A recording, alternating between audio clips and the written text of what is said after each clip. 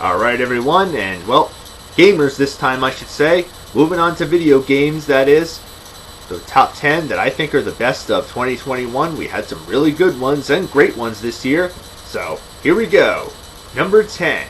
Blaster Master 03. Yes, I finally got myself into this trilogy and, well, obviously it's a multi-console release. But this one is a great continuation from the first one, which is an excellent reboot of an old NES game made again by Sunsoft, and they did a fantastic job continuing this series, though it's rather difficult and occasionally can be frustrating, but that makes the replayability of this whole series worth the while. It's fun, it's action-packed, lots of maps to explore, lots of boss fights, which again can be frustrating, but that alone makes this game worth it, and a great entry in this trilogy. Not sure if it's going to be the last, but if this is not the last one and they do decide to make a fourth one, let's hope they keep it going at this level and keep it great and awesome. Number 9. Warioware, Get It Together. Okay, well, I wasn't a huge fan of this whole Warioware franchise. Particularly, I did like the one on Wii, Smooth Moves, but then all the other ones just didn't appeal to me very much. But this one thankfully appealed to me a hell of a lot more. I mean, the mini-games are a lot of fun, the extra characters and everything you get to use. And thankfully, it's not just all motion controls. In fact, this game on this console doesn't really have too many. It has a lot of levels, stuff you can do, and believe me, it's just hours and hours of entertainment. Just another reason to own a Nintendo Switch, easily. Number 8. Hitman 3. Yes, I downloaded the version on PlayStation 5, and it's also available on many other consoles, but I'll be clear, I'm not a huge fan of this franchise. I mean, the creativity in these games and the environments, the graphics and everything are fantastic. I just suck at these simply because it's all stealth. But the kills and everything, it's just so creative and well done. But, as I said, you just gotta be really good and patient with these kind of games. You can't go all out like Call of Duty or Grand Theft Auto. No. You have to know how to do it and complete all the missions the right way. And if you do, then good for you. You'll definitely have a great time with this game. There's lots to do, lots of content. Believe me, it's Hitman, and third time is definitely a charm for this series. Number 7. Mario Party Superstars. Yes, another Mario Party game released on the Nintendo Switch, and I can safely say, if you're into party games, this is another reason to own one and gather up a bunch of friends to play because it has a great assortment of nostalgia. Yeah. And that's what this game is full of if you've played any of the past Mario Party games. I know this franchise has gotten a bit stale, but believe me, playing this one on the go and at home is very refreshing with nostalgia right here. It has plenty of characters, plenty of mini-games, as well as some new enhancements that makes it worth the while. Believe me, if you love the last Mario Party, you'll love this one just as well, with a nice touch of nostalgia. Number 6. Jurassic World Evolution 2. Yes, a multi-console release just like the previous one, except for Nintendo Switch, obviously, which I'm sure will happen in the near future. But yes, if you enjoyed the last one, which I know was a rather mixed reception, trust me, this one is a lot better.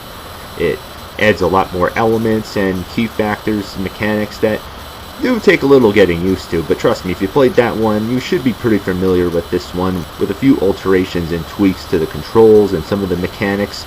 It should seem very familiar and fresh and make you feel right at home with some new elements that are definitely getting me psyched for the next Jurassic World movie. Trust me, I ain't got no words. If you were disappointed with the last one, you may want to give this one a try. It's much better, much more improved. It's a worthy sequel. Number 5. Ratchet and Clank Rift Apart.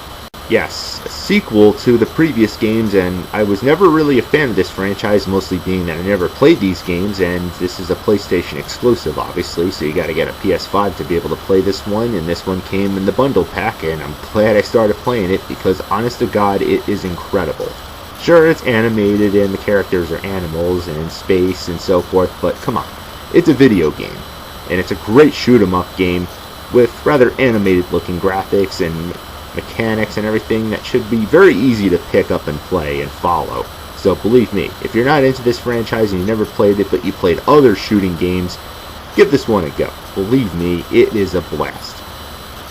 Number 4. Guardians of the Galaxy.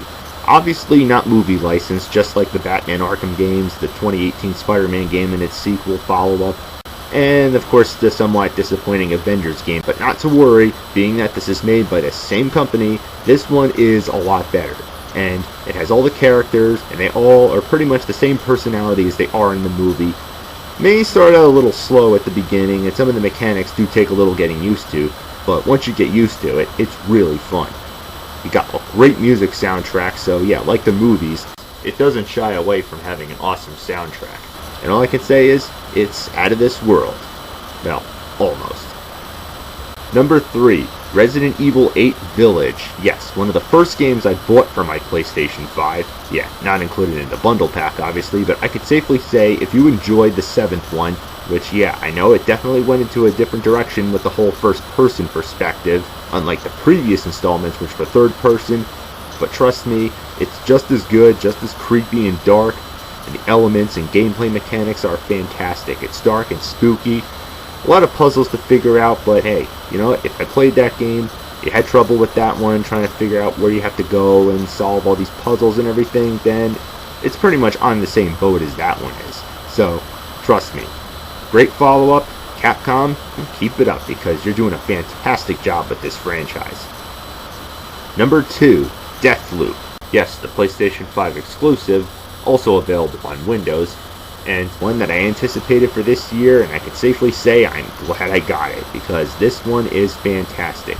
A bit confusing to gamers who haven't played this, obviously, first-timers to be exact, and, well, the missions and everything, it's a bit strange. Has that Groundhog Day-ish appeal to it, you know, dying and then coming back, some things you have to get used to and everything like that, but once you get used to it, the shooting and the imagination behind it and everything, it makes for a fantastic shooting, adventure, science fiction-ish type game. I can safely say, if you want a reason to own a PlayStation 5, well, here's your answer right here. And the number 1 best video game of 2021, at least in my opinion, Metroid Dread. Yes.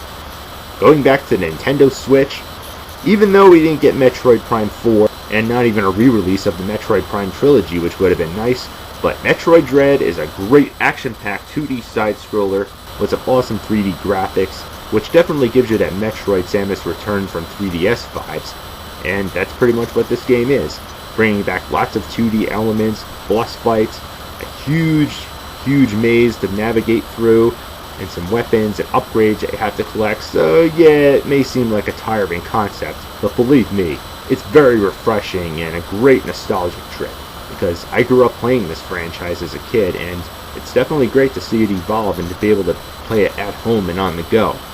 And even some new elements. Yes, it can be frustrating and difficult, especially with the stealth parts of the game. Yeah, this can really kick your ass big time and occasionally frustrate you, but once you pass them, it feels so satisfying, like you really accomplished something, and I can honestly say I'm glad I bought this one, and that's why I consider it one of the main reasons to buy a Nintendo Switch. I can't stress that much more, and, well, the best game of 2021. So, till next time, happy gaming.